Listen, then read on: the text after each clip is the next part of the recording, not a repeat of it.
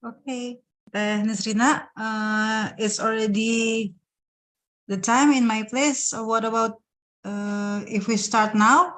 Is it okay? Yes, that will be great, Bofa. Okay, thank you so much. So, Bismillahirrahmanirrahim. Assalamualaikum warahmatullahi wabarakatuh.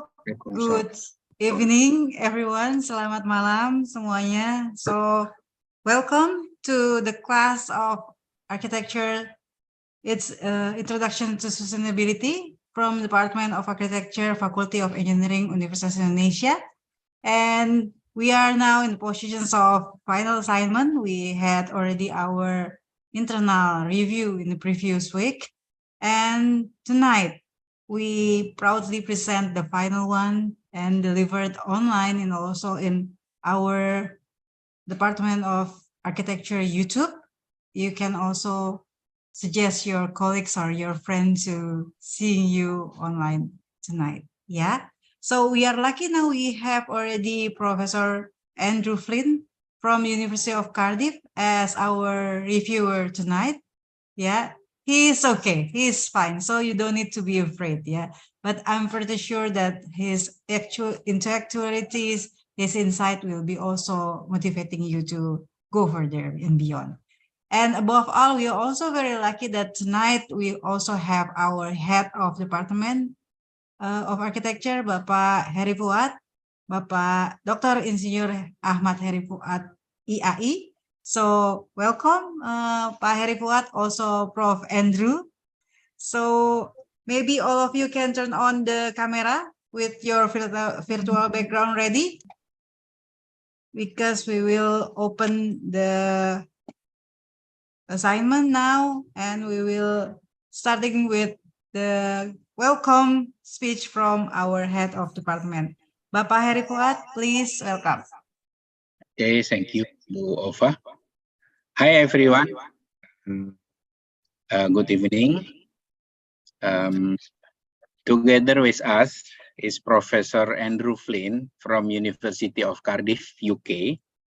He will join both of you and Dr. Ova to review the student assignment or student final project as the final examination for the introduction of sustainability lecturers.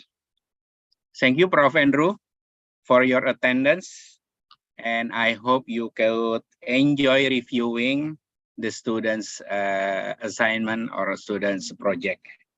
And the student, for all of the students, please pay attention to the Prof. Andrew question. Maybe he will give you a very valuable question and insight.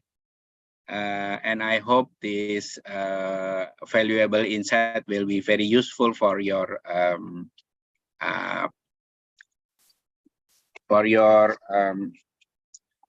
next project or next assignments. I hope this kind of activities not only for this night, but will be continue for the next session or another activities, joint activities between University of Indonesia and University of Cardiff. And thank you very much for all of you. Thank you again for Prof. Andrew. Hope you enjoy the session. Thank you. Thank you so much, Pak Heri Fuad, the head of Department of Architecture, Faculty of Engineering, Universitas Indonesia. So again, among us, I would like also to introduce once again Kak Nisrina. He is our class teaching assistant, and she is also providing us a lot of helpful hand.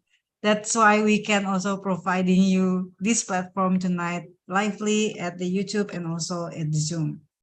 Okay, then shall we begin then, Prof. Andrew? Let me introduce you to our assignment, first of all. The assignment is actually the final one. Yeah, it started from the midterm, so it's about like 6 weeks development.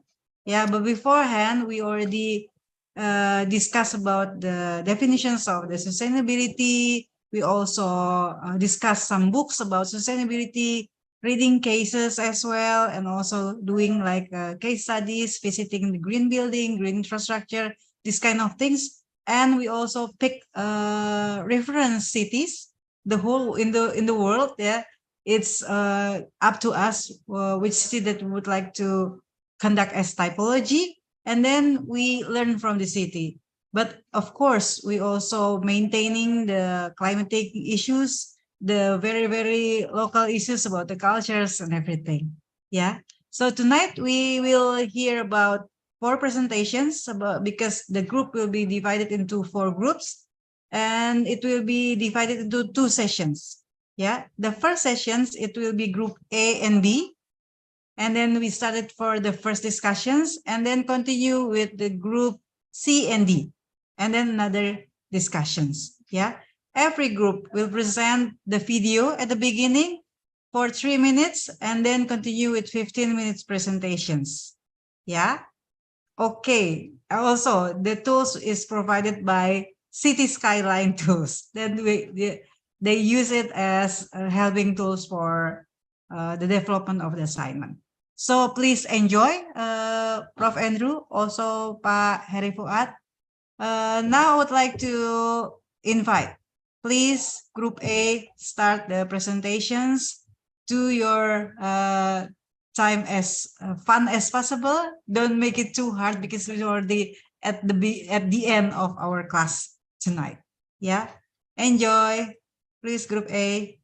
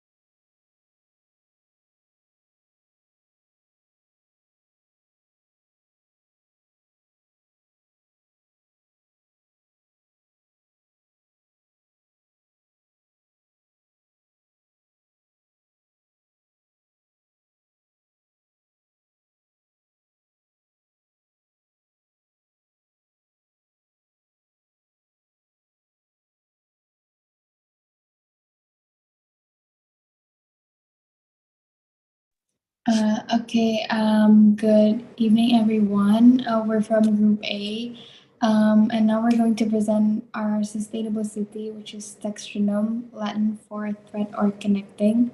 And now we're going to start with watching our trailer.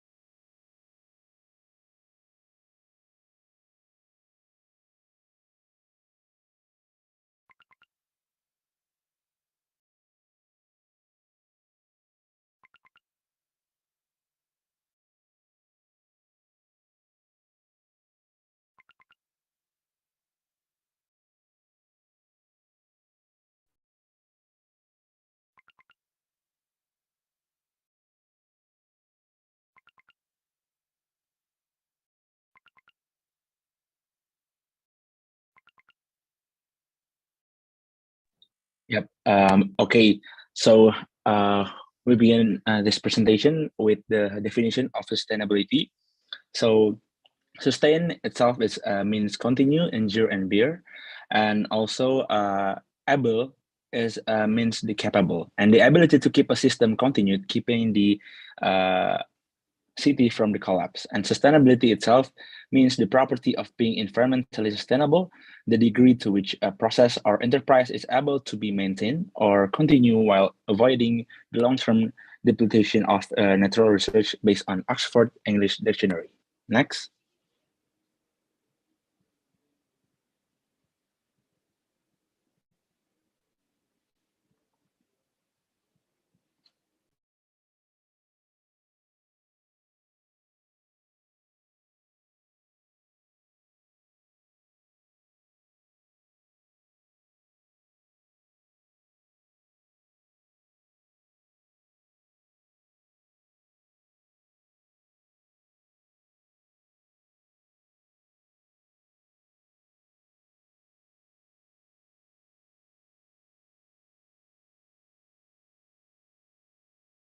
Okay, so there are three pillars of sustainability, which are environmental, social, and economic.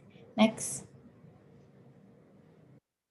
And for the connection of architecture and sustainability, for designing for the future without forgetting the present. Architects and urban planners design the spaces we live in, and as designers, they have the chance to help shape how we live by the things we interact with daily. Next. Okay, we focus on maximizing green space, how the proper planning and function of the features and facilities within the city. Next. We decided to choose two cities as our city benchmark, which is Berlin and Tokyo. Both cities have good public transportation. Berlin implements several public transportation management systems, and it also prepares many options to be able to accommodate all the needs of its residents. Next. Berlin and Tokyo are equally famous for their many open green spaces.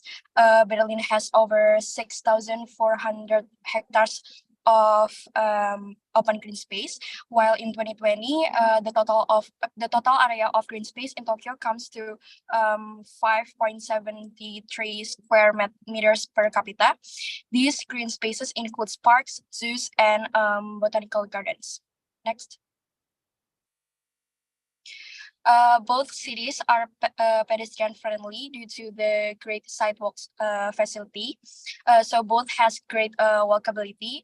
Tokyo has a better level of safety at night, and they have smoking ban regulation in closed public spaces. Next. Our layout city benchmark is Brasilia, where we utilize original territory and their geographical conditions. This concentrate planning placements, how zoning strategies, and regarding this concentrate the activities of population. Next.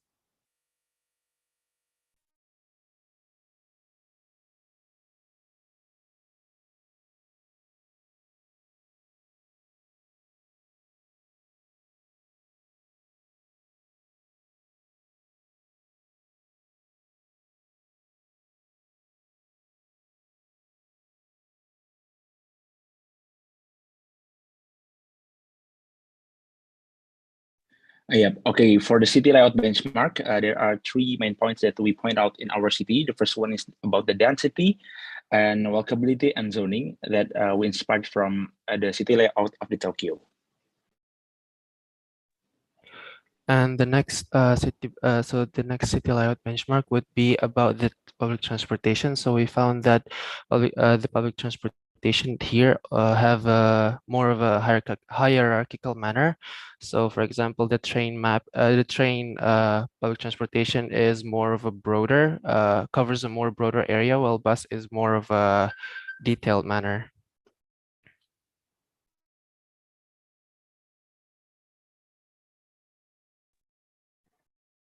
Our first city standard is accessibility, where train is more accessible in Tokyo, while in East Asia and Europe is buses.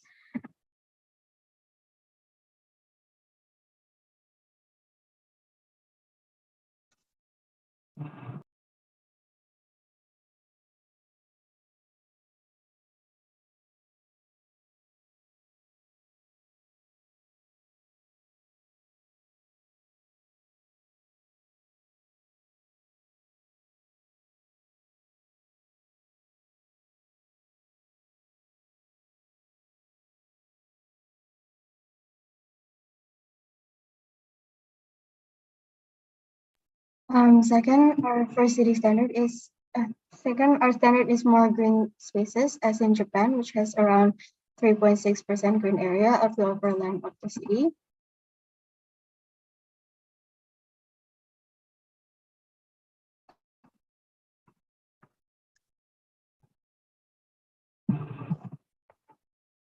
And our last standard is Tokyo city growth, because Tokyo became business and economic center due to population growth, which leads to the increasing employment and economic growth.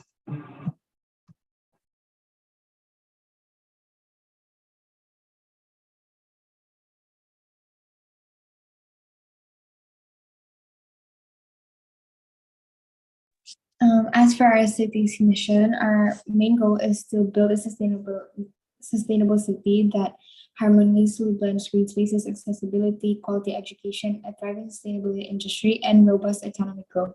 And what are the main issues of a sustainable city development?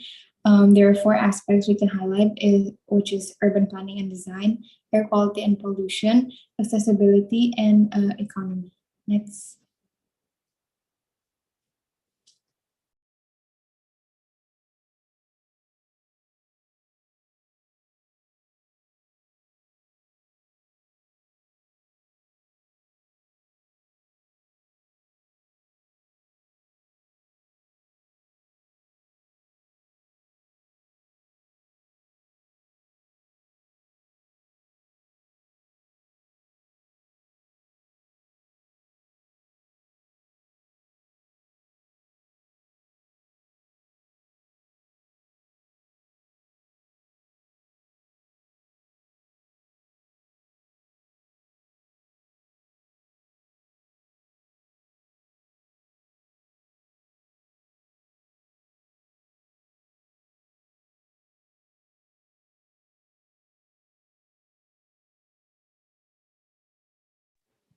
Okay, next we talk about the city details. So this Spectrum city is have population about 69,000 of population. In the area about approximately 33 kilometers square, which means have 2,080 in population density. And in the industry, the city already using renewable research of industry, which makes 30% of the income. And for academic, there are 42% of the population already highly educated. 20% are well educated, and it means the city is already in the right direction. And the next one is about public transportation. There are more than 70 lines of public transportation. Next.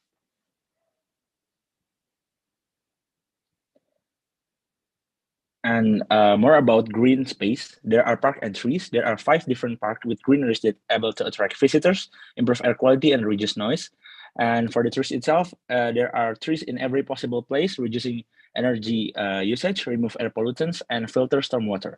Green space in the city allows to mitigate air pollution, heat and noise level, and provides physical exercise and social interaction. Next. And here's the total area of 5 different parks within our city. Next. And there are 2 different trees and forests. The first one is the controlled one. Inside the town aims to remove air pollution. And the wild one is to mention biodiversity within the city.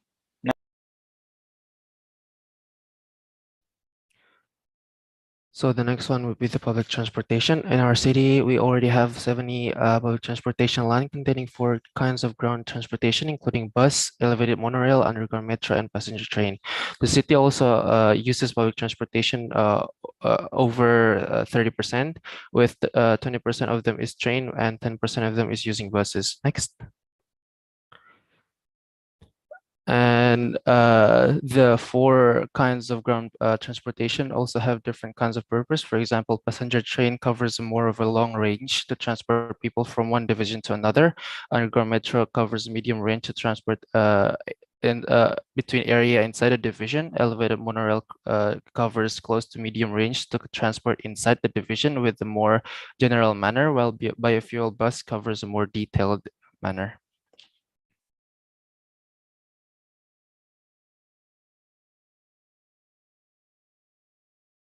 So the next one is the connectivity of each aspect of the city that makes the city grows. Next.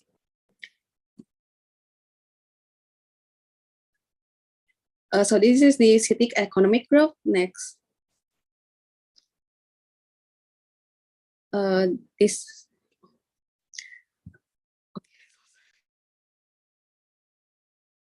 Okay, so overall, our city has made remarkable strides towards sustainability, focusing on key aspects such as green space, connectivity, accessibility, quality education, and sustainable industry. And notably, the city has achieved impressive pollution reduction with low noise pollution level of 19%, only 1% ground pollution, and a remarkable 0% water pollution. So yeah, I think that's all for us. Thank you for listening. Okay, thank you so much for Group A. So it's time still 1 minute, but yes, this is okay. So we shall continue with Group B. So Prof. Andrew, we will start the discussions after this group. Yeah. Okay, please, Group B, you may start. Thank you, Group A.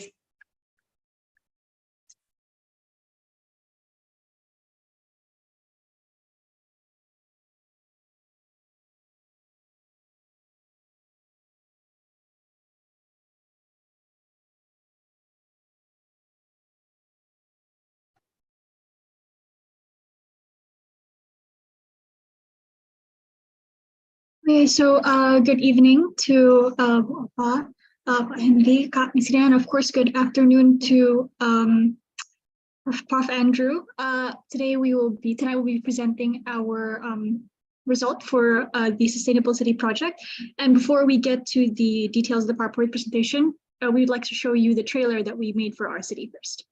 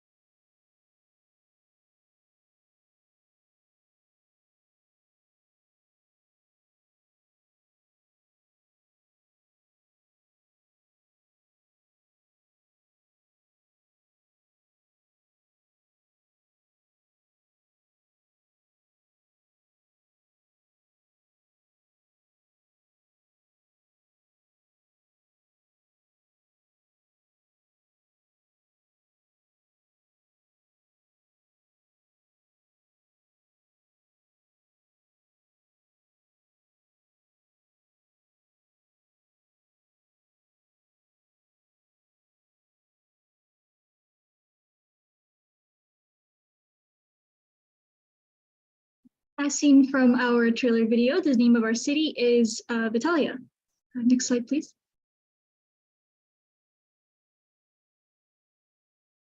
So we are from Group B, and this is the list of our names. Next slide, please. So this is the table of content that we will be presenting, and starting from our focus problems, I will move on. I will let my teammate explain that. Next slide, please. All right, so before we start the design of the city, of course, we have to pinpoint the problems in a modern city. Next. First is air pollution. There are multiple types of particles and pollutants, most of which are caused by industrial waste and or vehicle emissions, especially in high density cities. Next. And then there's also noise pollution, especially in high density cities. This is usually due to vehicular traffic, again, people, and also industrial areas that are less spaced out from one another, therefore creating much more of a ruckus. And then there's also water pollution coming from industrial waste and excess household waste. This is due to ineffective waste management. Next. Same with water pollution. Ground pollution usually stems from ineffective waste management, which causes pollutants to contaminate the soil and disrupt the natural ecology. And then one unique problem we encountered was unsustainable industries. The unsustainable industries are when cities rely on very few industrial fields, creating an unstable and less self-sufficient economy for the city itself. And so what's the solution? First, we defined what a sustainable city is. What we think a sustainable city should be, it should be able to operate in harmony with the principles of sustainability and resilience, which means a city should have a level of self-sufficiency coupled with effective management and of the environment and the industry and the people themselves.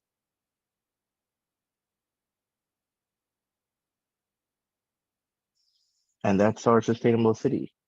Talia.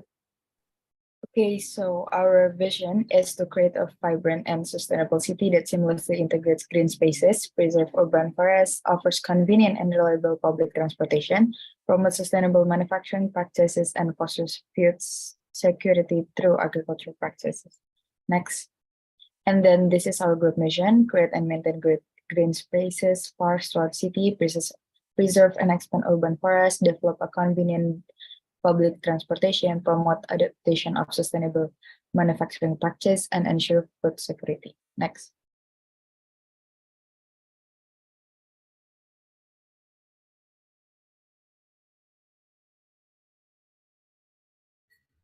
For our city, which is Vitalia, which is three themes, which is the Riverside City, which is the geographic place for our city, and for the sustainable city, we choose two main concepts, which is the sustainable industry and to integrate technology inside the city for the people's use.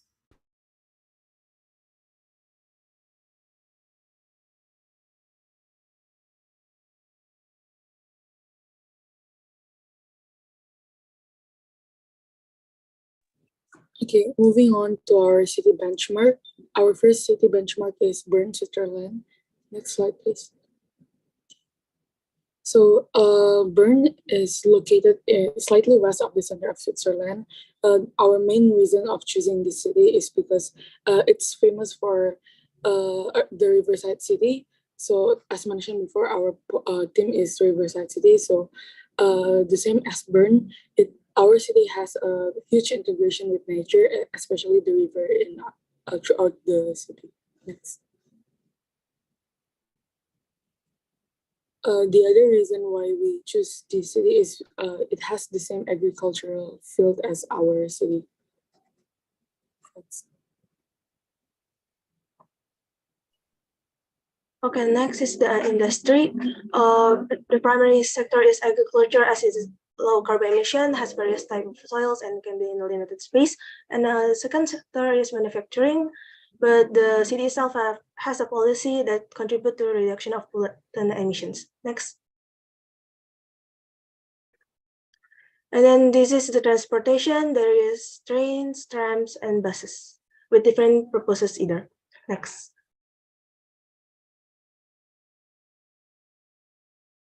So for the next city.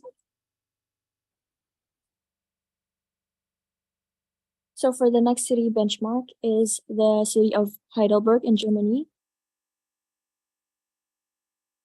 Heidelberg locates in the southwest of Germany with its climate of humid subtropical climate and total population density of 1,500 people per kilometer squared.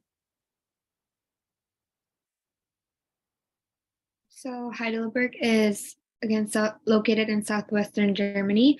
It has a mild climate with warm summers and relatively mild winters. And they also provide good interconnecting transportations, which is our main focus for the city. Next.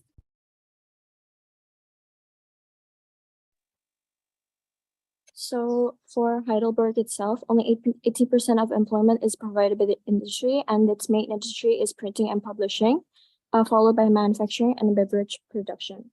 As mentioned, this city benchmark doesn't focus on agriculture or forestry, and we wanted to show that our industry doesn't have to be fully sustainable, and there are many secondary industry possibilities as well, acting sort of like a safety net for the city's economy. Next. So Heidelberg's transportation, they provide various options for citizens to get around the city. They also implement an environmental zone where there is an emission standard that vehicles need to adhere to. Next. These are some examples of public transportation in Heidelberg. There are regional trains and I don't know how to spell that, taxis or ride shares, bicycles, and basically Heidelberg provides a lot of buses and trams to cover the city. So it is very reliable because it offers a lot of options for citizens to commute around the city. Next.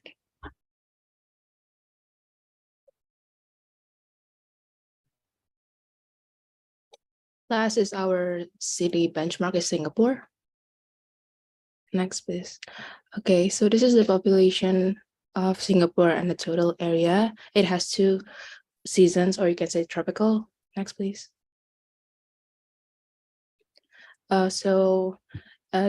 Singapore is made up of 63 islands.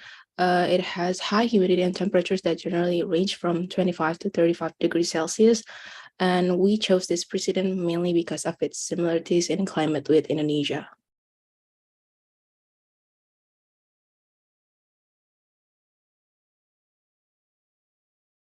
Okay, maybe we could skip it and continue to our city skyline.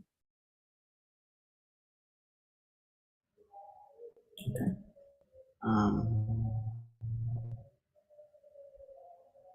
Okay, I think one thing that we want to mainly focus on Singapore is the technology itself, because the technology that they use, they have contactless payment, easy for public transportation flow. They use also technology for transportation flow analysis, and one app for all. So as a citizen, you can access this app, and everything that you needed, for example, healthcare, and everything is provided by this app. So it is the technology integrated to their city. So the key takeaways is that transportation accessed with technology from Singapore, Bern, and Heidelberg. And then second takeaway is focusing on forestry and agriculture industry. So this is our city, Vidalia. So what we integrate here, so this is the overview. The feature is first the industry. So what we see here is the places for the industry itself. We plan to have 60% of the industry for forestry, agriculture 15%, and then generic industry for our safety net is 25%. So both of this industry are much more in the sustainable industry, while generic industry for our safety net industry. We also located the industry far from the city itself due to the traffic. So we don't want to make the traffic flows heavily in the city. So we put it outside the city, and the resources from outside the city as much more rather than in the city itself. Yeah, this is another example. This is another area for our forestry area. So it is really separated from the main city. And then lastly, technology assisted. We use the technology in transportation. This could be implemented in every mode of transportation, such as trains, trams, bus, and etc. And then we also use it in renewable energy. So in renewable energy, what we use is wind turbine, solar power plant. Because we are in the riverside city, we have a hydropower plant outside the city also. And for our safety net, for our energy, we have nuclear power plant. For the transportation system, we have cargo train.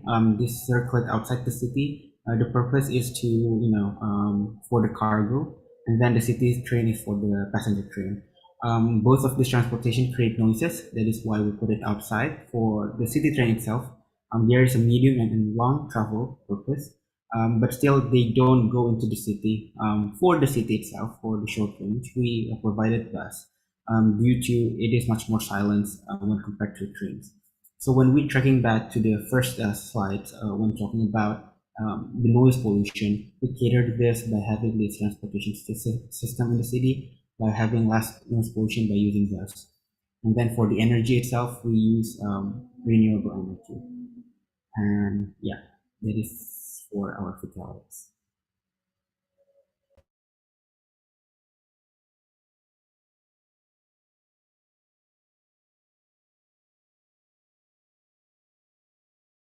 Okay, thank you also for Group B.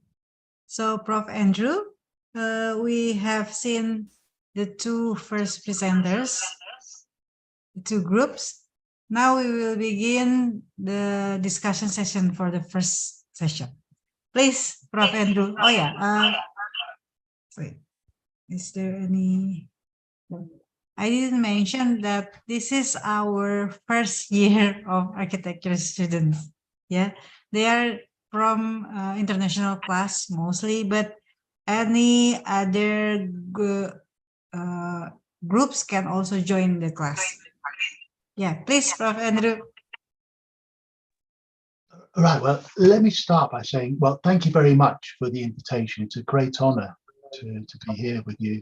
For me this afternoon, for you this evening. So I very much appreciate your commitment and collegiality in doing a time that's convenient for me. It's very impressive listening and watching your presentation, listening to your words, watching your presentations. And what comes across, I think, probably most of all, is your enthusiasm for the topic, your breadth of knowledge, and the depth of your knowledge. Is that a lot of learning has taken place within a very short time.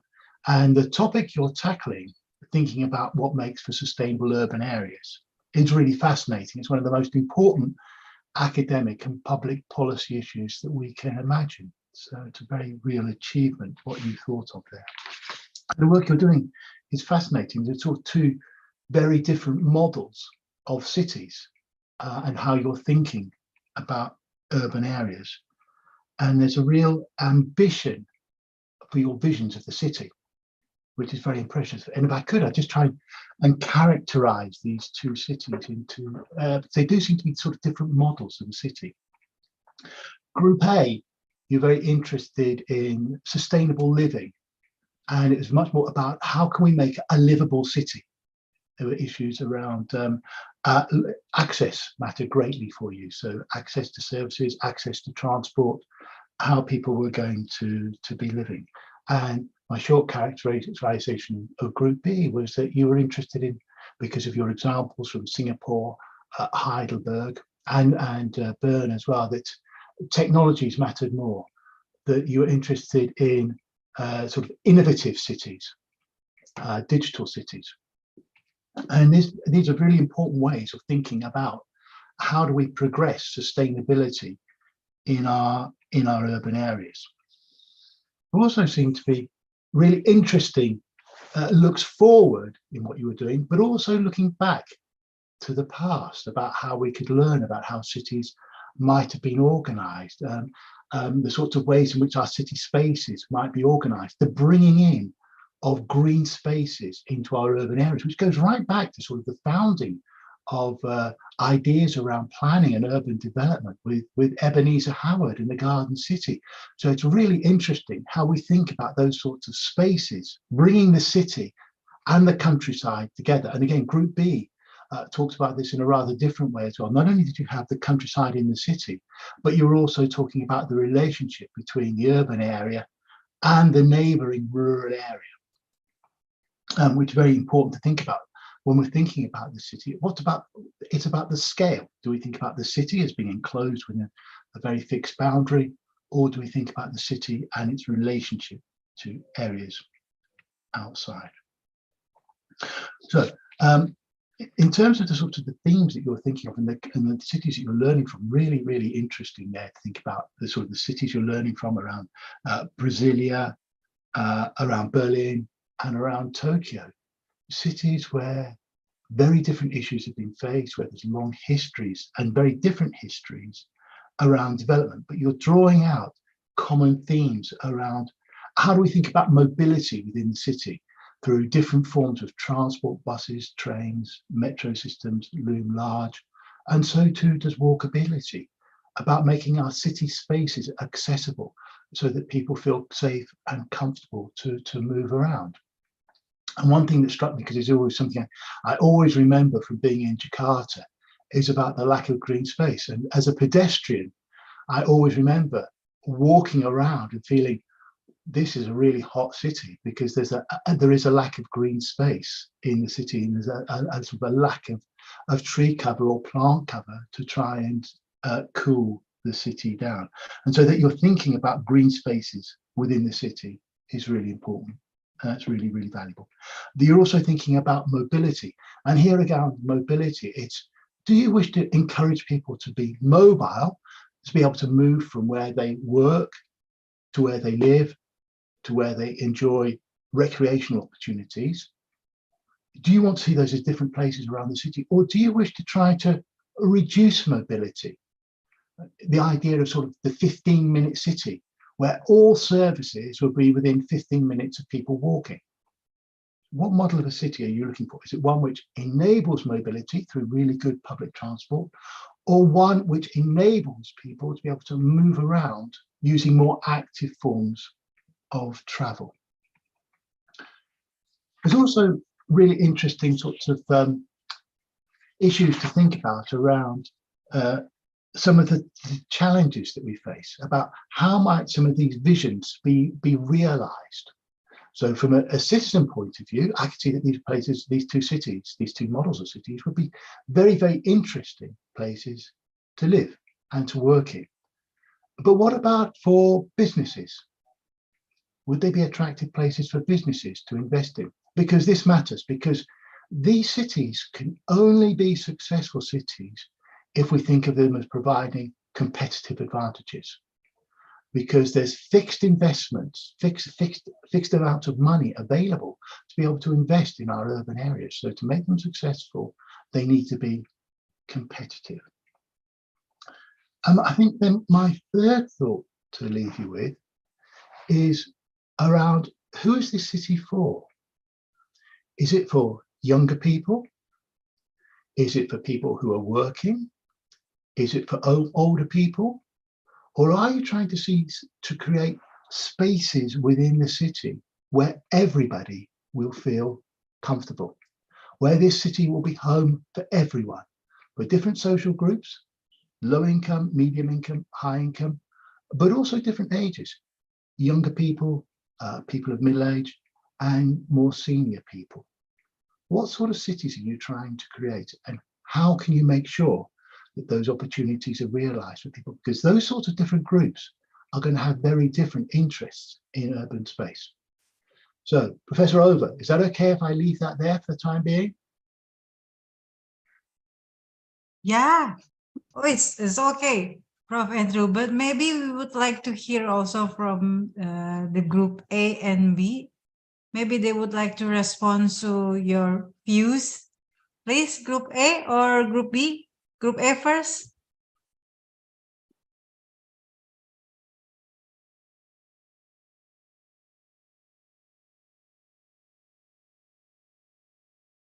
Or maybe group B. I think Prof. Andrew also raised some issues typically different from European cities and the cities that you have been chosen for your reference and to get to your own cities. Please, any comments or any other views maybe?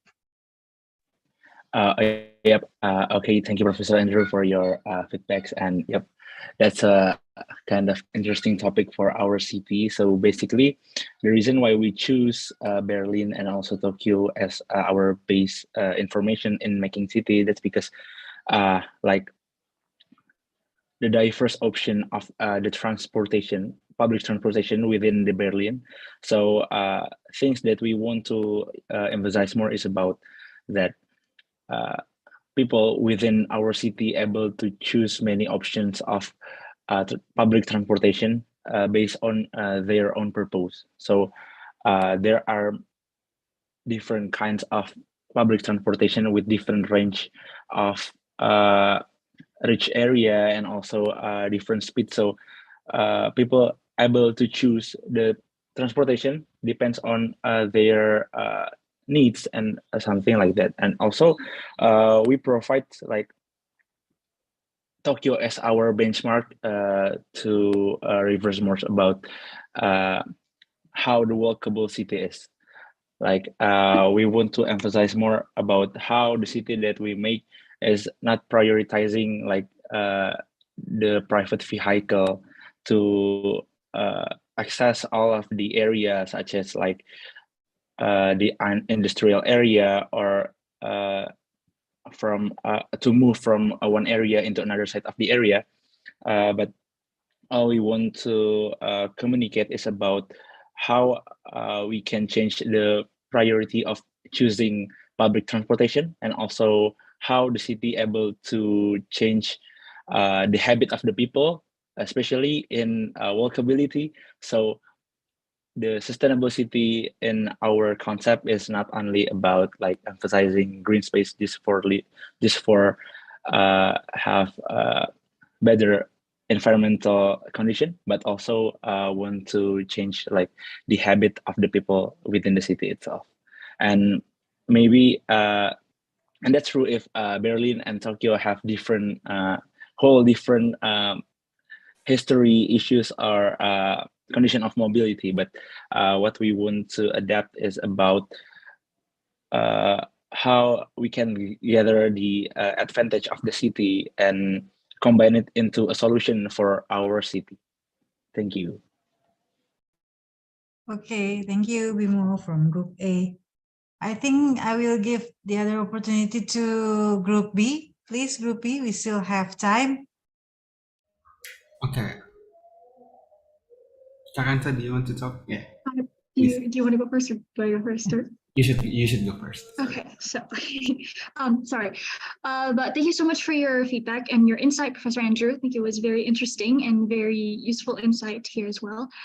Regarding your comment about who our city is for our city of Italia for Group B, I think our city would be catered more towards the working class, people who work, because our city is very, I would say, industry central. A lot of our resources and a lot of our focuses while creating the city, for example, we wanted to create like we were focusing on forestry industry and agricultural industry, and as well as us using like sources of green energy to power businesses and such. So I think that yeah, our city is definitely catered towards the working class, and energy resources. Mostly they're used to, for example, to power our cities. Sorry, trying to find the words. To power our cities like working buildings, and to power our city's factories as well. I feel like it's catered toward the working class, and also because it's not, of course, everyone can live in our city. And another focus for our city is we want to create a city that's livable for future generations. And I feel like, yeah, that is regarding your comment about who our city is for. And of course, Bonat, if you would like to. Okay. Again, thank you, Prof. Andrew, for the comment. I think it is very interesting when you state something about the age of populations that live in a city. I think that is one of the points that we didn't really think about, because when we're integrating technology into the city, we have to also think about people who are old, around 60 plus years, right? Because the city, when we're integrating the technology, it should be for the younger generations, and I think it is a really good takeaways that how we can integrate those technologies to this adult, to this person, for 60 plus. And I think there is some also similarities between our group to group A, which is to focus on walkability, even though we don't really talk about walkability in our presentations. But what we want to achieve is when we're creating this technology and integrate it into the city, especially in transportation and livability, I think it creates much more opportunities and accessibility for people to use those transportations. Because I think one reasons why people don't use public transportation, it's because one, it is hard to get the schedule for bus. You have to wait for 5 minutes, and it takes a lot of your time. And when we have technology integrated into those systems, it is much more accessible and for people to use it. So what we want to use is make them use transportation using those technology, and it is much more easier. And that is what Singapore did, and we learn from that. But again, the age should be in our factors when creating the city. I think that is all. Thank you again, Prof. Andrew, for your comments. Okay. Maybe I want to add something for Group A. So basically, it talks about like the business of the city, like talking about the industrial, or maybe I'll talk more about like the economic part of the city. Yep. Basically, we want to emphasize more about the industrial types of our city. It's focused more about the forestry and also the residential area itself. And by utilizing or maximizing the satisfaction of the people that live within the city by utilizing use of facilities such as public transportation and also green space, not only as a requirement for sustainable city, but also to set more comfortable and better condition of environmental condition within our city. That's it from me. Okay, thank you, Group A and B, for giving response to Prof. Andrew's views. So, Prof. Andrew, 1 minute wrap up maybe for these first sessions. Please, Prof. Andrew. No, it's really interesting because one of the striking things when you visit Indonesia from the West is how young the population of Indonesia is. You're used to it because you're seeing young people around you all the time. But the West has many, many older people. So when you look at Bern, you look at Heidelberg, the population profile of the city is very different. And the same goes for Tokyo. These are people where a big challenge for urban development now is how do you deal with an aging population? What sorts of services do you need? How do you think about different ways of organizing the city? So it's really fascinating how you're picking up on these issues and thinking about the different types of development. And similarly, how you think about forestry as being a sort of a key resource-based industry. It can be really important in terms of climate change mitigation in being able to absorb carbon. So it has really important beneficial environmental impacts, and therefore how it can be used as a really interesting resource issue to really demonstrate how a city can be sustainable, and thinking of all the sorts of the spin-off crafts and industries that can come from that as well, to really make a place an attractive place to live and work, where people want to live and where businesses want to invest. Okay, thank you so much again, Prof. Andrew. I think Prof. Andrew already maintained some important message that maybe from us, because we live in Asia, we are used to see young generation, yeah. But maybe from Prof. Andrew's perspective, it's quite rare to have such young generations in the West. Yeah, so maybe this is also part of your considerations for building or developing a future development of the city. So this is the end of first sessions of the discussions. Let's give applause for group A and B. Okay, thank you so much. Congrats for group A and B. Now we will begin the second one. We will start with group C and then followed by group D. Please, group C. Thank you, Prof. Andrew.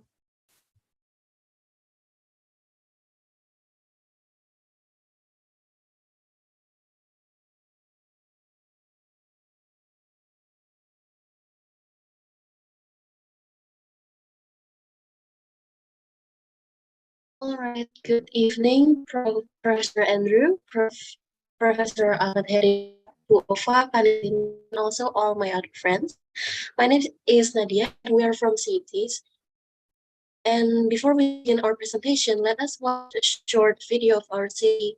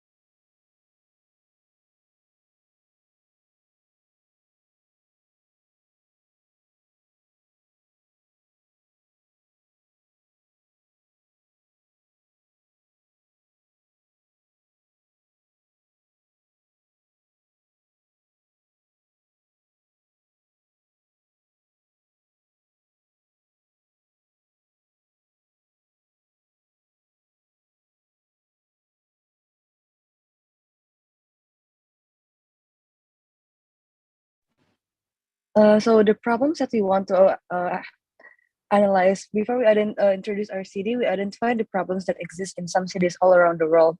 We decided to choose and work on it for us to base our city from. The first one is accessibility. The second one is population and waste management. Next. And then there's also public transport. According to Compass analysis, there are 8.8 million people in Jakarta, Bogor, Depok, Tangerang, and Bekasi who do not have access to mass public transportation. Next. To achieve our goals, we use the Golden Circle approach to visualize our strategy to the city. First and foremost, why do we want to do this? Why should we do this? We believe in equality, equal opportunities, and chances for everyone. We also believe in equal awareness on human and nature well-being with knowing why we should do it. How can we do it? We implement a balanced approach that prioritizes both eco-conscious and human rights on our design. And what is the result we get? We have a sustainable city. Next. We have set some of these goals becoming our vision in this project, which are to honor the equality of both disabled and able-bodied citizens, opportunities and chance, to honor the equality of right chance and opportunities, and to uphold equal awareness on people and nature's well-being. Next. In order to acquire these goals, we have our which are providing accessible public transportation and sidewalks, to enhance the efficiency of waste management, and to set a new policy that supports these actions. Next. The result of our vision and mission is a sustainable city which fulfills the condition and the three values of the city itself, which are the environmental, the social, and the economic. Next.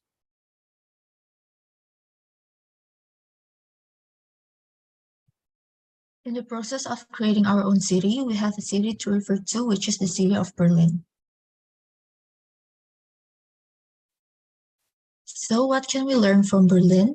Berlin has developed an integrated public transportation system that combines various modes of transportation, including buses, trams, subways, and trains. The comprehensive network enables seamless travel within the city and surrounding regions, encouraging people to rely less on private cars. Berlin has developed an extensive network of cycling infrastructure, including dedicated bike lanes, bike sharing programs, and bike parking facilities. And here are some examples of public transportations that are available in Berlin. Okay, and besides public transportation, Berlin has implemented a comprehensive waste management system that places a strong emphasis on recycling. The city promotes waste separation at the source, providing residents with clear guidelines on sorting their waste into different categories for recycling. As referring to the picture above, so how does waste separation works in Berlin? The gray garbage can for household garbage, the gray bin with a brown lid for organic waste, the orange garbage can and yellow garbage can for valuables, and the blue garbage can for paper, and last, the green garbage can for glass. And then Berlin utilizes a waste-to-energy system where non-recyclable waste is processed in waste incineration plants to generate heat and electricity. This approach helps produce landfill waste and maximize the energy potential of waste materials, contributing to the city's sustainable energy goals. Next, please. Okay, learning from Berlin, our main focus and takeaway from the city is how we are going to implement Berlin's utilization of public transportation and waste management. Next. Okay, so besides Berlin, we also conducted a site visit a few weeks ago to MRT stations in Jakarta to obtain information about green and gray infrastructures and the classifications of this particular infrastructure and the waste management itself. What are the procedures and stages of waste management used, and how would this infrastructure affect the congestion in the vicinity? Next, please. We got an opportunity to interview the person in charge of MRT, Pak Arya Ambara, and he gave a lot of insight about MRT itself, like how the infrastructure is designed and how the MRT classified as green, even though it still produces some air pollution to the world. From the information we got, the design of MRT was green until it got built and there were economical problems, so the material itself wasn't green, but they could compensate those grays by creating parks, and it has been proven that MRT have decreased 8 to 9% of CO2 emissions in Jakarta that also compensated the grays of MRT. Next. So what have we learned from the site visit? Some materials things can be forced to be green because of financial, or it can be implemented easily, but we can make up the grays with contributing greens in other parts. Putting the waste on temporary shelter until it's processed by the churner to burn or to incinerate the waste, so the waste doesn't just stay there. Planning and developing TOD, or transit-oriented development, areas by employing aerial sustainability concept approach. Next. Okay, so for our cities, the city theme is public transportation and waste management. And then the keywords are accessibility and equality. And then its city size is 9 tiles, which equals to 9 times 4 kilometer squares, equals to 36 kilometer squares in total. And the density is approximately 830 people per kilometer square, and with the population of less than 30,000 people. So comparing our cities to Berlin, we thought about how the density in Berlin is very dense. We decided to have approximately 30,000 people because it is still a fast growing city.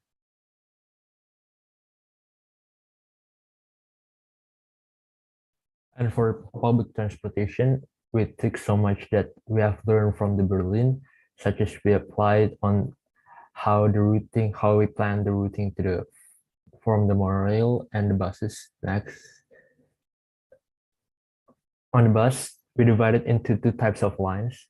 There's one big loop lines that cover larger areas, and we plan it to like cover a lot of areas, so we make some stops in every like 3 or 4 districts, and there's a small loop that dedicated for smaller districts, like they have like 1 stop on every 2 blocks, so it dedicated for short range trips, and it also like diversified the purpose of the person, so the person is not piled up in one station, so the buses can be more effective. Next,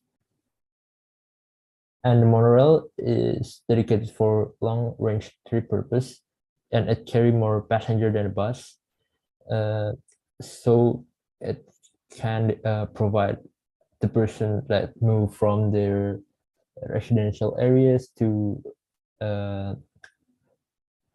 commercial and industrial zones.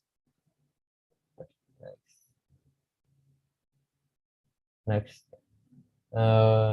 Okay, so for our waste management, so all garbages that have piled up are carried to the landfill site. Then it will be transferred to incineration plant to get burned and produce electricity. Next.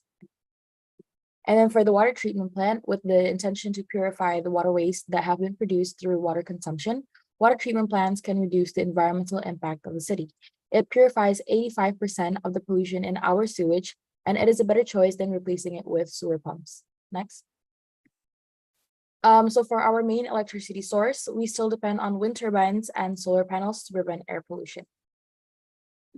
Next. And that sums up our city skyline. We are from Group C, and thank you for listening.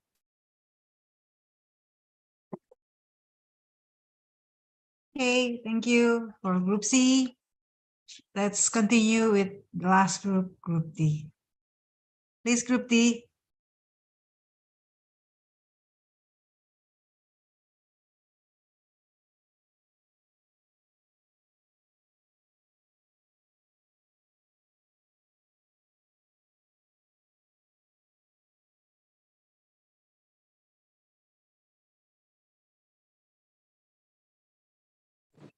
Okay, hello everyone. We're from Group D. First of all, I want to say good evening to our professors, Professor Henry Fuad, Bu Afa, and also Prof. Andrew for the time. And we're going to start presenting our city, which is Havenville.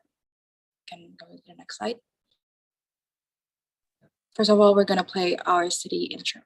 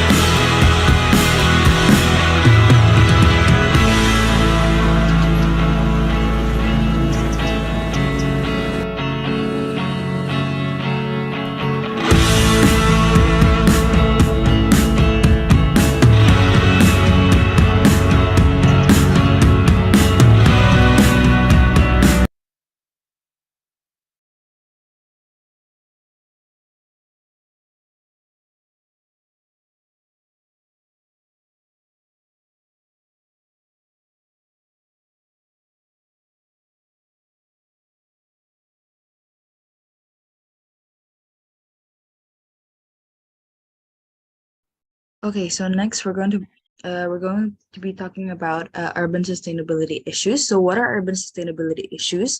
Suburban sprawl, inadequate sanitation, and poor air and water quality, climate change, excessive energy use, and the ecological imprint left by cities are the 6 primary obstacles to urban sustainability. Additional obstacles to urban sustainability include industrial pollution, improper waste management, and an excessive human population. Next.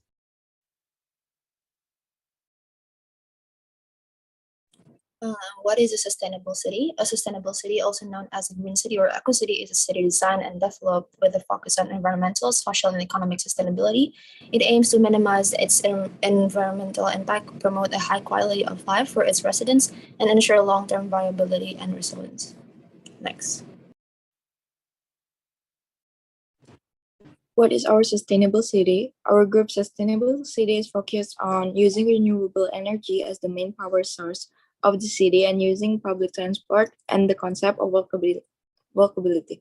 This is done to lower emissions from private vehicles and to encourage citizens to navigate through the city by walking and taking various public transportation modes. Next.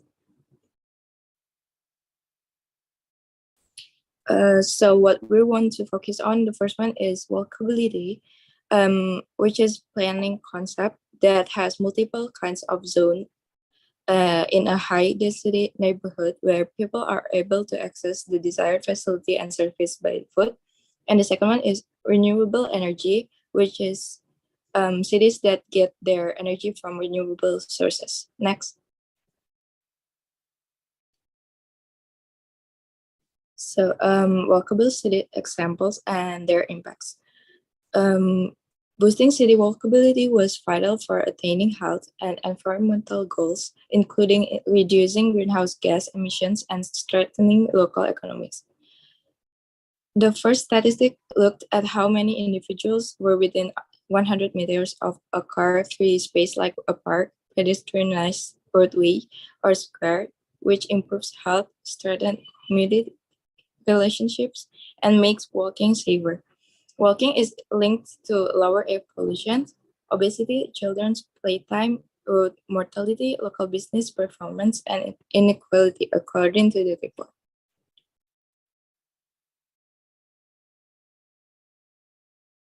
Okay, so next we're going to be talking about the benchmark for our city. So our chosen benchmark is Copenhagen, Denmark, and this is caused by a couple of reasons. We did some research about Copenhagen's walkability and renewable energy sources that they have. Some things that stood up to us are how biomass and waste to energy fuel sources their heating network, the usage of wind farms, the city harbor water is used to cool various buildings, has zero emissions, mass transit zones, and the city also has a metro system. Even so, there are still some cons that we also found about our benchmark city that we would like to avoid, such as the higher cost biomass expenses and also public transportations that are considered as expensive. Next. Okay, so for traveling and road system in Copenhagen itself, we found that for traveling, they provide convenient public transportation for their residents, while their road system's main roads are more comprehensive than roads that branch out to smaller areas but are still one lane with a parking side or 2 lanes. Next.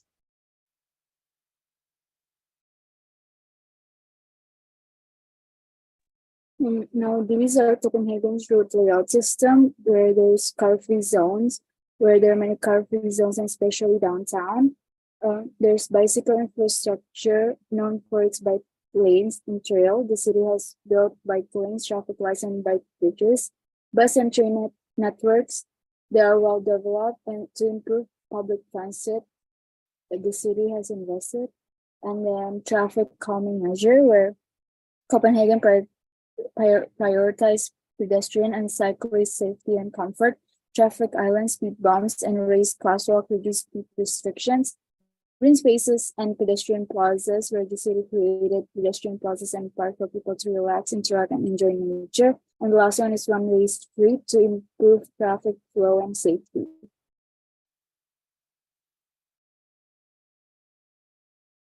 And this is Copenhagen's road layout system using the finger plan where the roads come from different places and meet in the center of the city.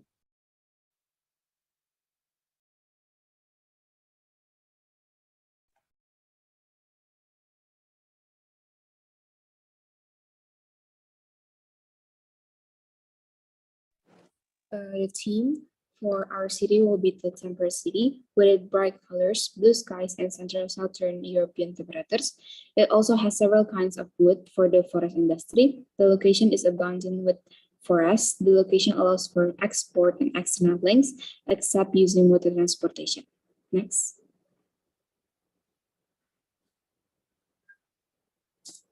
For the location and population of our city will be in Southern European, where it populate 30,000.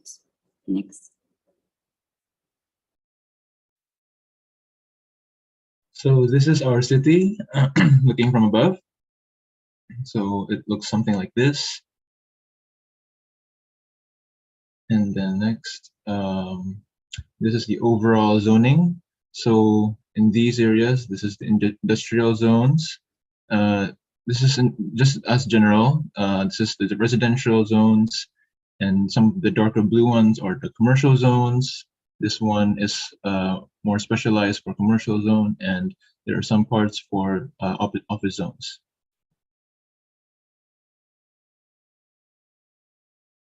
So to more close-up view, this is I want to explain about mixed city zoning.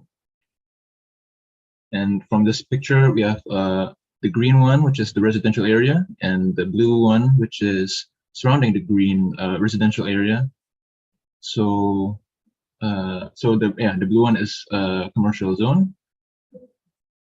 So what we want from mixed city zoning is we want to achieve a more walkable city, and so we place commercial zoning nearby residential areas to shorten traveling distances. And as you can see from these pictures around the presentation. And then we have walkability. As you can see from the picture, we have two roads on the left bottom corner and the right top corner, and then connecting them is a pedestrian walking, and then you have the citizens using the pedestrian pavement. So that is one of the features of our walkability. And for walking distance, so previous studies indicate like about 400 to 500 meters as a standard for the acceptable walking distance as compared to driving or other forms of transportation. We made sure that every residential area has near access to public transportation that travels to every area. And so every residential area is also close to an industrial zone. So the approximate maximum walking distance for our citizens is around 400 meters to other facilities around the residential zone. And then I want to talk about the grid layout. So for our group, we use the grid layout for our city. And the reason why is because it's one of the most walkable city layouts, and grid-like street networks improve walk and transit access by offering relatively direct routes and also alternative routes. And for the transportation system, this is like a very abstract view of the metro system. For the yellow one and the light blue one, it will be the industrial, the ones connecting to industrial zones. And then for the green one, it will be connecting to the commercial zone. And for the blue one, it will revolve around residential zones. Next. Okay, for transportation, the first one we have bus, where it's powered by biofuel. This bus transportation groups of up to 30 people between their homes and their intimate and long distance travel connections. And the next one is metro. It carries 180 people and it is pretty fast. And by going underground, your lines can be very direct, making traveling by metro an easy choice for residents. Next. The next one is cycling. Biking done properly can be a really good medium distance form of traveling. And the last one is train. Trains are fast, high capacity, and shine for long distance travel. Next. So the renewable energy that we use, so there's like a lot of options in city skylines of what kind of renewable energy that we can use. And in our specific city, we choose wind power. So wind turbines may be also be installed to clear to generate power. And this is like the specification of like the power that we're using. So there are a few problems of using this is like, what if there's like a little to no like wind? So like even on days when wind turbines are producing less electricity, modern turbines are engineered in such a way that end users will continue to receive power. So there's like a backup power supply for this kind of problem. Thanks.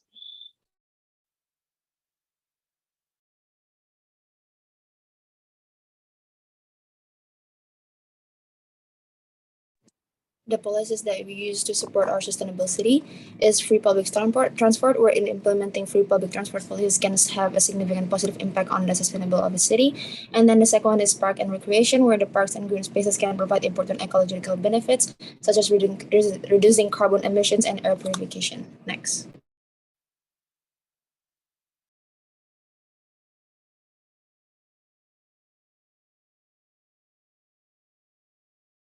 So then we come to income and expenses. So the city refused to receive the majority of its revenue from property taxes, whereas the majority of its expenditures go towards city policies due to the fact that we do not charge like fares for public transportation. So like, yeah, since we have a policy that our transportation is going to be free to access for every public, it become like our big like expense.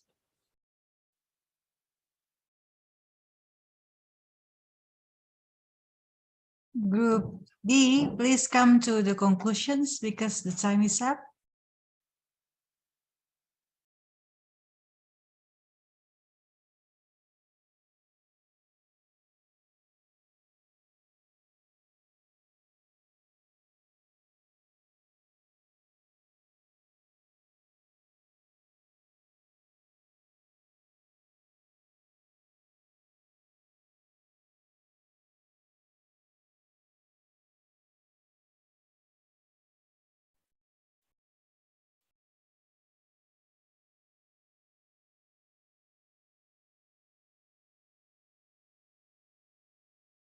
So for the conclusion, our city overall, we have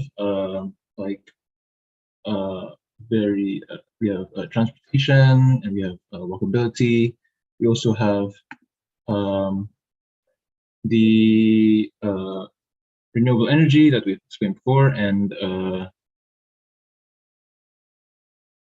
also we also are related to with SDG, and we've yeah.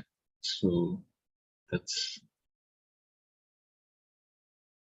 thank you for looking at our presentation.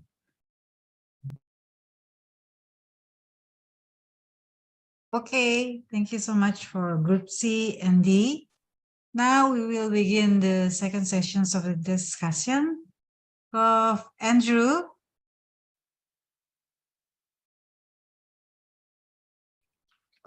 Thank you very much. Well, it's two very interesting presentations. I can't quite believe actually how quickly time has gone, because it's been absolutely fascinating listening to all four presentations and seeing all four videos. They're really impressive. I think one of the things that impresses me with your presentations and with your videos is how persuasive your arguments are. You have different senses of the challenges for sustainable cities. You have different, because you're thinking about slightly different problems, you're thinking about different solutions, but they're all persuasive. And that's because you're showing really good knowledge of the issues, of the literature, but you're also using really good data and images to support your points, to make them very credible, very believable. So I'd say very well done for all of you for doing that. And again, here we have sort of slightly different visions of the city about what's seen as important in organizing the city. So for Group C, it's making people really at the center. It's a real social sustainability vision, and thinking about different types of different social groups, and equity in relation to those social groups. And that matters because when we're thinking about sustainable development, with all your models of sustainable development, we think about the economy, we think about the environment, we think about the social dimension. But actually, as you're finding it, as you're going into looking at these different types of urban development, we have to move away from these abstract notions of the economy or the environment or the social to actually look in much more detail, finer grain at what these mean. So you're thinking about, well, what type of economy are you thinking about for your city? Resource-based economies based around things such as forestry, or technology-based economies based around IT, for example.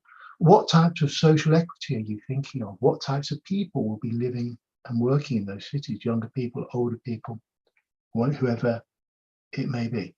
So that's really fascinating about how you're thinking about that social dimension and how that drives your vision of the city, and how you see that as trying to then work with principles of environmental protection and economic development. And similarly, those sorts of the cities that you draw upon for ideas, Berlin and Copenhagen, for example, and how they dealt with some of these really challenging issues about thinking about how we move around the city, issues around transport and mobility, but also what we do with the wastes that we produce in the city. And it's important to remember that cities, because they tend to be the most prosperous areas within our countries, and the more successful the city, it tends to be the more waste it produces. And that's because cities are sites of high consumption. Urban residents consume more than rural residents, and we also therefore tend to make sure that our city dwellers produce more waste. But that raises big problems about how we dispose of those wastes. So it's really important you're thinking about what goes into the city in terms of thinking about energy, water, materials, but also then how are those dealt with? How do we think about disposing of the wastes that we produce, and where should those be disposed of? And also what happens to all the water that we use, and how can that be better managed? So that's really interesting that you're thinking about those issues. And then for Group D with Havenfield, a very attractive proposition to visit Havenfield, making it a green city, a walkable city, and offering that great opportunity of free public transport. Really trying to think about how you can make transport accessible to everybody, because we know that there's nearly always going to be sorts of economic challenges around, and that those economic challenges are always more severe for poorer people. They always suffer more. It's the nature of the way power and economic relations work out. So providing a service such as mobility, of transport, is being very, very inclusive and really drawing people into the city. It gives people the opportunity to make the most of the services and the facilities that are available within a city. It gives people the opportunity to visit recreation spaces, to visit green spaces, to visit cultural spaces, because there's opportunities there for them to be mobile. And Group D also raised this really interesting prospect of self-sufficient spaces. One of those remarks you made, self-sufficient space, which wasn't really developed, but was a really intriguing idea. So, because often we think about, and it's important when we think about the scale of the city, we think about, well, are our cities themselves self-sustainable? Are they producing their own resources and using those internally? Or are they involved in all sorts of trade with other areas to bring materials in and then to export their products? But here we had within the city the notion of self-sufficient spaces, which is a very interesting idea to think about. And so one of the things about Group D seemed to be that because it also made a great play of having a university, that it was a city where knowledge matters. It's a creative city. And again, that's a very different notion of a city. And for all of these cities, these new forms of urban development, they're enormous investments in infrastructure. And these investments in infrastructure, whether it be through transport, through waste management, about how the city itself is organized, where people live, where they might work, where they may go for recreation, are thinking about people's lifestyles, about how we live our lives today, and how we think people should live their lives in more sustainable ways. It's all about creating infrastructure and organizing it in ways to encourage or to enable people to live more sustainable lifestyles. And that's really important. That's very valuable. And that works at a particular point in time. But because of the nature of these sorts of investments, they're sort of once in a generation investments. You can invest in a metro system, but it's a once in a generation investment. We can invest in new areas of the city, but they tend to be, because of their scale and the size of the investment, they tend to be once in a generation investments. And so that raises big challenges also for us. And when we're thinking about the resilience or challenges around adaptation for urban areas. And this is one thing I'd be really interested in getting all your thoughts on, because and I think it was raised particularly by group C and D here, about how we think about these issues for the future.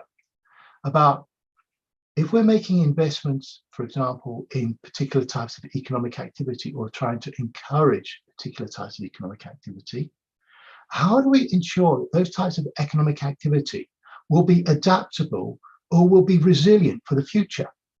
Because we know actually that there's going to be all sorts of innovations in economic activity. How will they remain fit for purpose, or how will they have their opportunity to be flexible? Similarly, if we look at sort of society, society is incredibly dynamic. It's changing all the time. And we've imagined here societies as they might be at this point in time. But what might our social relations be like in the future? And that's a really important point, which I think particularly came out in group C and D, is that notions of community. Community is really important building blocks within our urban areas. But in these new cities, how do we create ideas of community? Is it going to come from people living in high-rise blocks, or is it going to come from people being able to enjoy green spaces or recreational spaces or opportunities? Where are these notions of community going to be developed? How will they be nurtured?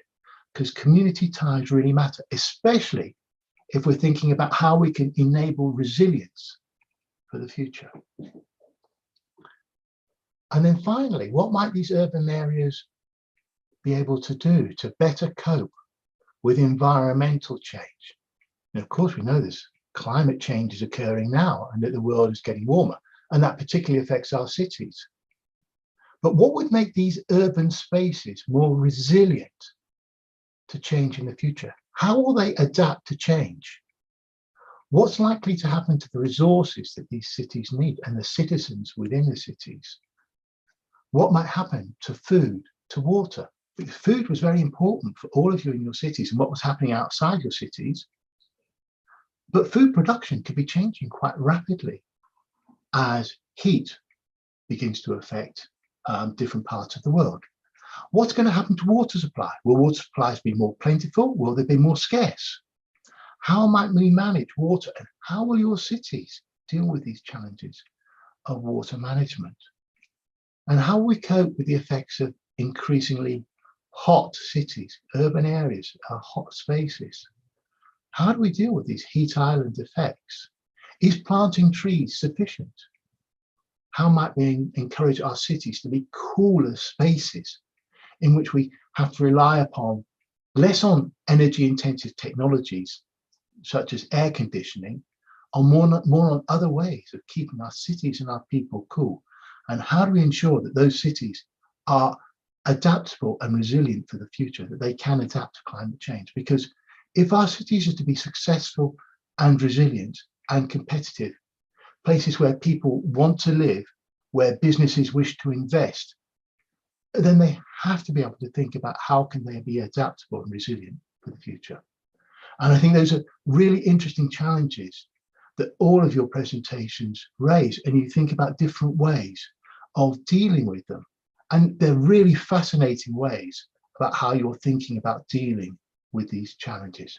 So it's very big open questions for you, because you've raised some really important issues about how we think about living in our cities, about working in our cities, and about how we plan our cities for the future. So thank you very much. I mean, it's been really, really great privilege to listen to you and to your ideas. So thank you. Back to you, Professor Oba. Thank you so much, Prof. Andrew. This is really like a comprehensive views and also opinion from your side. I will give first the opportunity to Group C to respond to your comments. Please, Group C. Okay, thank you so much, Professor Andrew, for the comments and also the suggestions that we can further develop in our future, possibly city planning or anywhere around that. So we've took down notes and we've obviously reconsidered on improving in the future.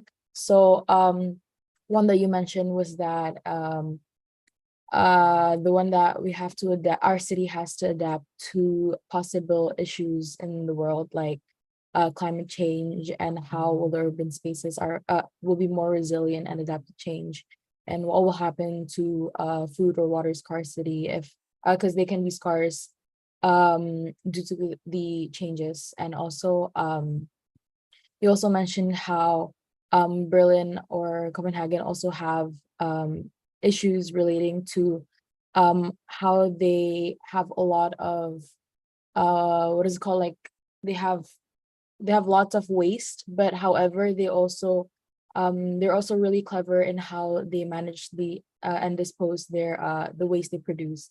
And yeah, so thank you so much for all of the critics and the comments. Us as Group C, we really appreciate your time also. Thank you so much, Professor Andrew. Okay, thank you, Group C. Okay, then it goes to the next group, the last group, Group D. Please, Group D. Okay, so thank you very much, Professor Andrew. All of these points you've raised are very, very interesting, and we need to think about it for our future. For the economy question you proposed, I think for that it needs to be like the government needs to be reliable and stable, and also for it also, I think public transport also is very important for that, so that people can get to their jobs and contribute to the economy. And you mentioned about the heat island effect. I think for that we need to add more like integrated green spaces like parks and stuff like that. Also space out the buildings, not having too many of them close together. And yeah, thank you so much for your comments and everything. Group D very much appreciates. Okay, anything else from Group C or D before I give it back to Prof. Andrew? May I add something, please? Yes, please, Daru. Okay, thank you, Professor Andrew, for the feedback, first of all. And yes, I just want to add something about the feedback about the community, which is an important building block. And yes, I agree. And I think the way we can create those communities, other than the residential spaces, I think, yeah, we need the public spaces as well. And I think one of the ways we can produce or like have those public spaces available is like having, for example, recreational spaces such as parks that are located in different parts of the city. So yeah, I think that's just one of the examples of public spaces that can bring communities together. I think that's all from me. Thank you. Thank you, Dan. Okay, back to you, Prof. Andrew. You have 2 minutes to wrap up this second session of discussion. 2 minutes. 2 minutes. Or 2 minutes. 2.2 minutes. Oh, I don't know. Well, it's really fascinating listening to your work. I'm incredibly impressed with what you've achieved, and obviously under the guidance of Professor Over, because your learning here, your knowledge is tremendous. You may not have realised quite how much you've achieved, but you sound incredibly expert. you've got a really good knowledge base and you're really demonstrating your expertise. You talk really thoughtfully about your visions for urban development and how sustainability matters for those visions. You make really good use of the material to make persuasive arguments, and you're really good at defending your ideas in public. So you're confident, you're articulate, and that's very impressive. You're also very good about thinking visually and making good use of the software that you have access to. So you should feel really proud about what you've achieved. And it's also, really good to think about how you're thinking in really wide terms about urban development, because it is a challenge, and especially in parts of Asia where urban areas are fast growing. In many parts of the world, cities have reached their peak in terms of their size, and in some cases, cities are becoming smaller. So, Germany was a popular example for you with Berlin, but actually many German cities are now losing people. They're smaller today than they were 10 years ago or 20 years ago. They have very different challenges to deal with, whereas you're talking about sustainability in fast-growing urban areas, in fast-growing economies, fast-growing populations. And that raises really different challenges, but you've tackled them in a very interesting way. So thank you for giving me the opportunity to listen to your ideas. It's been a really, really fruitful time for me. So you've stimulated lots of really good ideas for me. And I wish you every success with your future studies. And if this is anything to go by, you've got great success in front of you. So thank you. Okay, then applause for Group C and D. Thank you so much again, Prof. Andrew, for the very, very insightful comments and bring us to different kinds of perspective. Okay, then from me, I will give a wrap up, the final wrap up, for you. Maybe also for Prof. Andrew. Last week we also invited reviewers. First is Kak Mikhta Al-Qadri. He is our lecturer as well from Architecture Department. And then the second one, we also invited Prof. Marlon from the transportations background. Yeah, so it's kind of combinations. Then today we have you. Fortunately, we are very lucky to have the perspective from School of Geography from Prof. Andrew. Yeah, okay. Dear all students, the point is architecture is not only one dimensions. Yeah, it's a very dynamic because they also rules the humans. They give us a platform, the environment, and also they provide something to move. That's the mobility of economic. Prof. Andrew already mentioned and emphasized about that kind of scale. Okay, and then next one. Maybe if you can also realize how diverse is our world, If you turn into this side, it will be another culture, it will be another climate, it will be another economic system, these kind of things, Okay, I hope you all of you learn a lot, learn so much, not only from this night, but also through the process from the beginning of this class. And we do also that this is not the end of your observation and also excitement about sustainability that going through all the architecture field. And then next one is, I would like to give also the information that I, on behalf of the Faculty of Engineering, invited also Prof. Andrew this August. Hopefully, he can join us physically in Universitas Indonesia, and I would like also to give an event that I also invite you to join. Maybe we will have a course or a public lecture with Prof. Andrew in person physically this August. And then lastly, I would like to thank also Kak Nisrina, who already accompanied me from the beginning of the class. And then to all of you, to my lovely students, I personally wants to ask forgiveness if I made some kind of things like this and excited. It's up and downs, but I really enjoyed learning with you, exploring the architecture field through the sustainability with all of you. Yeah. Okay, I think that's all for today. Kak Nisrina, would you like to say something, Kak Nisrina?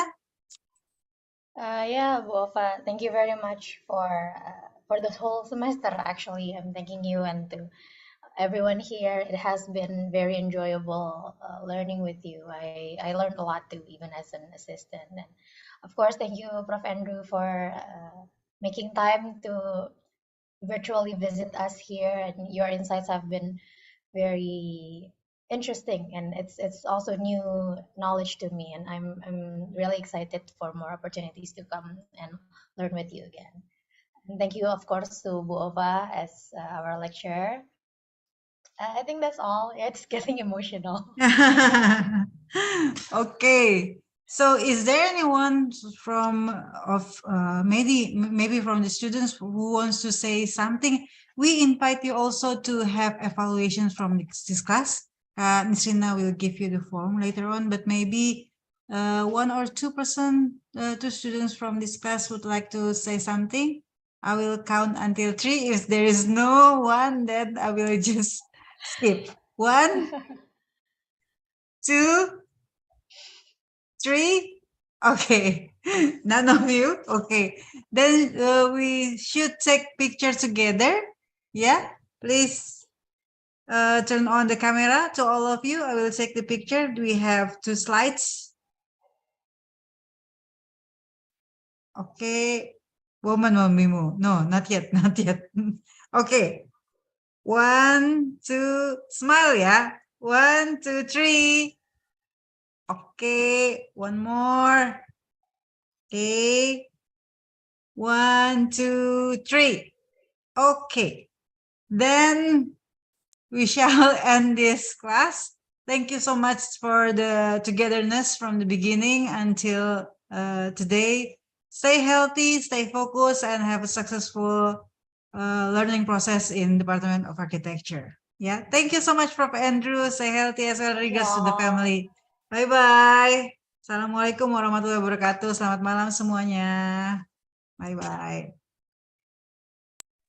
Waalaikumsalam.